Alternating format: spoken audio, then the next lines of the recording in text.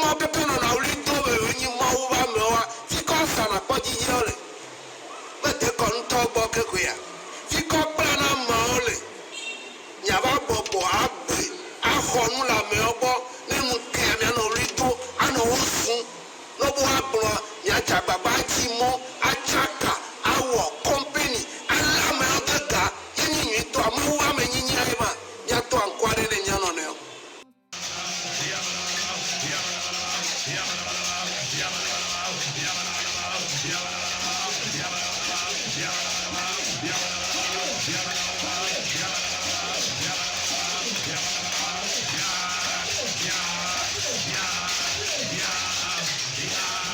Yo no velo lo mi do gbana ma sia ma va gben ke pe ala ji nko nyenye dem ne nya me ne fa mo chicha gbagba na subscribe la ke mana ma video plan me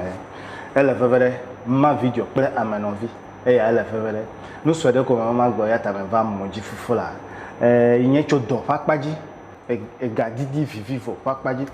na le paper ya opore o le dua o le du e ka o me le dudu machina we ega fete o mele du nya te fere ka machina we la gben ke fe amalaji ega ya o me du o ta never itum le birthday party de ya mele da la ya mele amere e ya me o me du ne excuse me to say nya me di be ma ona de ne wa va gbo be nu kata nya me wo vo ma fia ona de ne le nku de ga o de wa po bo nwo play de ji ega ya de o ko fie ega me ga nto yo ega ya de o ko fie ekpe da de o play le jinyi nyanya no ka ekpe de o mark de un ta no mele nkude un manya e ya togbe ya ko la mo flu le gbo me 419 e ga didi vivivo e ya togbe ya ko la mo flu machina we e ga ntontore wa po serial number leji e kuire nya wa po serial number leji e ga ntontonto nya wa po serial number leji vo machina we menyale na ba ikede ga ntonto un gbo mele na wa de mele chichina be okoya o de call ofu e ata mele chichina be megabyte digala me de kegbo okay magade nyantonto me edo e ya nya me yata me dova fi machine ya la fado de to me na vo AC la fado adebe miabo chi miabe pompe machine e ya nya ya e khoma me ya mele fufula ne wa pompe chi na PM to we ni me be magbonyo be de edo de e ya na kpongo gbede de la gbe ya mi amedo yo mi gbo we mi nye Kristo to be 66 lelo abusan fe galelo machina we yide YouTube me na va bia se be egaya e kui de kaya re nene wa gbele Togo me ple Ghana me ne wa de go me na we egaya e kui ya de e kui paper ya de no gbe na we de me be a business na me de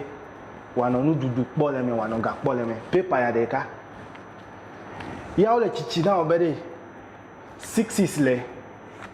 77 le ta ne nye Kristo to de nu gbo fafa be mele chichi na obere nu de kemele mi dasile nu fe nyama ne mi tujifu la ngbaji mi dasile nu nyama mi dasile bibla me fa gba na yo mu ofede o me gbedegbe fa gbale ma re mi dasile de ohun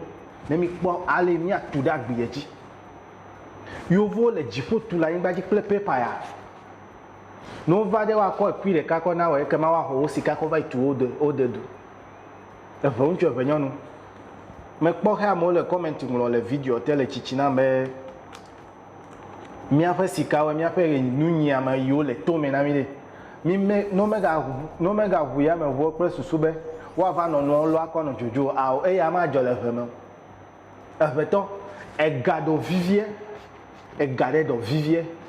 me glebe no gaktar busam de gayaji kula chenye ma duiti no ta busam de ji nye ma dui no ta Yesu Kristo de ji ma dui no gata no siam de ji ma dui. We want to use logic. Agbenkele gama melegawo eya paper gbalo eya o me duiro deko o me do gaya deko me ko fear we play with this morning paper for the same concept paper nye yache deko won serial number deji paper de ya nye ya wo serial number de ji e ya kple afete no me china o ma kpo fufu toto vo enu ine le bubu e ya nye be de o menya o e ile mi ade dume o le wo 5000 10000 yine nya kra chere o menya o e ya ale yo wo e ya sigbe ke ko ga wo fake one lefma ya ko la mo flu ta le ga fa kpaji suso nya ma le gbogboro nyo video suso e ma ga fonucho sika gare kple to ma o e ya nya ma le chichina we e dore e ya nya me na me jo la pamaji enye Kristo to dasi la busan kple joma vo pe nyama na enye Kristo to ya ne le ga ya dude ne le abusan fa gadu na enye Kristo to ya ne kpo ga ya ne le dudure mebe ne la busan fa gadu 6 symbol yo le jide menye nu vie o no menya o de yide gogo mena na ba bia se be de 6 symbol le dollar ji e ke ma wa vu mena we. If you want to be a true Christian, stop eating this morning because it's a symbol of 66. 6 is there. Obe abu sanfe symbol ye. Menye nu vie leji o. Nya te fe de ka ma china wala gben ke fe avala ji. Ye me va ma va da fa dia o. Me va ma va do pe jina obe. E do e anya me. E do de e anya me. Koko gble de le o. Coffee de gble de le o. Sabala gble de le o. E jebe na de. Bule fe vie dodo na gbe na vivi ma chinya de na we jakpa ya mi no popo mi vai dagble afa ma jo la fa me wo video vai de me vai no koko me na me de me vai no apana me de me vai dajiga le gata me de fo concrete afa me vula fe ko va crack bo me e me va do crack bo me de fu pepi ye e su so vida nya me tro ida fe bo me be ma o bora ao aw nenu kplodo metro re o metro ye de megbe o ele me ba be ne gbeji menyu de o tro ida fe vo me do ekplik pa be ni ma lon anyo na mbe ma no avoji ha de ta doji dunde la sinye ta doji de ela sinye be a ma no afa ko ma no edoka ele ya ta mi le gbogbo be ya me wo vazon wa vu factory we e ke mama ga vu la fe aide edububu mo ma ga vu la fe aba su subo fina edububu mo aba no gbo soro nyon fifi la mi le debate wo be egbe kaya mi akọ national language mi dasile nu me ho mi akọ ebruko national language e ke ma mi ana oma mi awo national language e ne mi akọ blugbe ko national language kwa kide mi akọ wo vonemi vu factory de mi a fait factory la fait ou employ de this a kan language to we na mi akpongo gbede de na gbe na mi me dibe gbebubo no hogbele mi asi ore mi na mi vu factory la fait e anya nya ma chi na let me va mo di me le serious because I'm looking at the problem me le kuhiyo le mi aji me le mo dijiyo le mi aji mi dasi le politics play religion fa pama na mi kpo agbe mebe science and technology e ya le nu ya otro le fi science and technology laptop GM le set le machine yo kpo ne le fi la de laptop GM set ye e so video fo ga e ke ma gbo reset e dokwi e so video ko afo ga aga gbo reset e dokwi 24/7 ya le do a geometrical filo magableke in Dubai. I've never seen light off even for 5 minutes. The truth is one match now like bank for awalaji. You make more light off 5 minutes le Dubai po. Fifila dun soga bubo vale Ghana me. Togo me e kadeka ya wa po le ho tin yo le yi. Africa do ko were mi dibe mi avunku mi dibe mi achi mi afa duplo la de no vai sro France to we ya de man vai sro France to we na Akufo Addo never sro British to we the way they manage their system before is working for them, they should come and manage our own like that. No va o mi ato chesigbe agbenkebe agbenwoke mi abia babia we agbenwoke na gbie netrɔ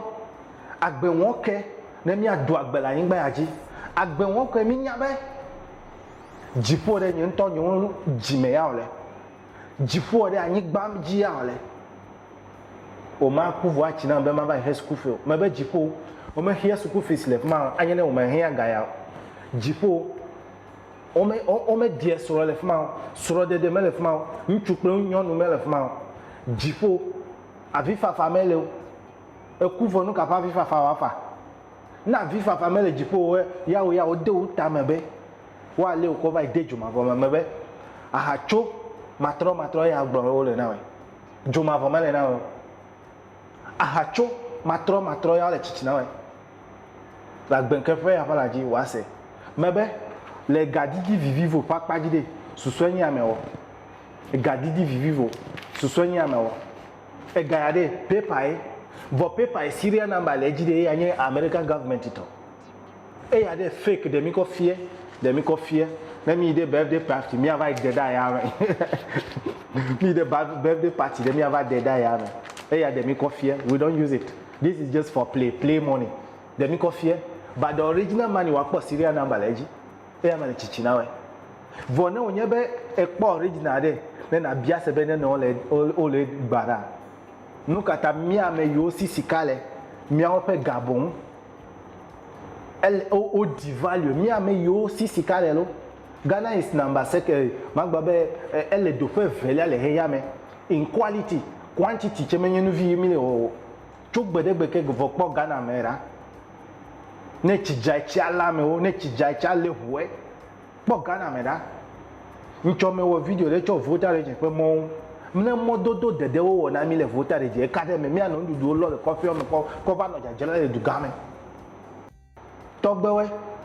mitsi na woe be ɖe agbe wɔn ke mialé akpa ɖe le mia dekɔnuwo me vɔ science and technology ne nane wɔ adɔ wobe centralize the system na gbie ne vivi meƒo nu didi mebia dagbe na me sia me megaŋlɔ be menɔ gblɔ ne va mɔ dzi ɖe subscribe na asi videoa kple susu be YouTube ana ame bubu ase be mia nɔvi ya ele gbe ya do lo ele ga ya ƒe nya ya gblɔ lo leke miawo akpɔ ŋgɔgbe ɖeɖe na gbea eya ta koe ne dɔ le aƒe